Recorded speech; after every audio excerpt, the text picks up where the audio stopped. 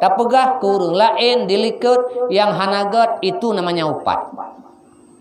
Tak pegah ke gop dilikut yang gat itu namanya pujo. Tak pegah ke gop dilikut yang hana-hana itu namanya fitnah.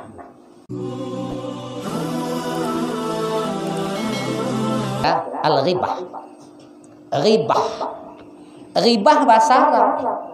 Makna bahasa Arabnya adalah ribahnya adalah meupatnya yang merajalela ada. So mupat. Tak pegah orina. Orang gampina sama tadi mupat. Nyan mupat nyan gatat berat batu pala puasa. Kiban ya kupat. Ya, ada orang tanya bak ada kopi kena apa? Nyoka mupat pucit mencikut. Jika pak jit. Ya, nyoka mupat pucit prohai. Nah, prohai pacit. Yang kena upat adalah tak pegah kegop dilikut yang hanagut. Upat.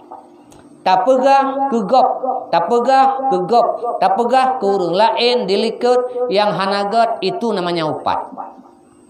Tak pegah ke gop dilikut yang gat itu namanya pujo. Tak pegah ke gop dilikut yang hana-hana itu namanya fitnah.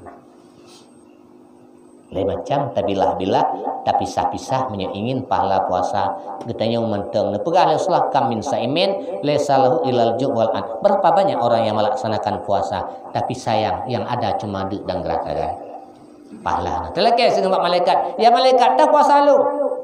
Hana. Ya.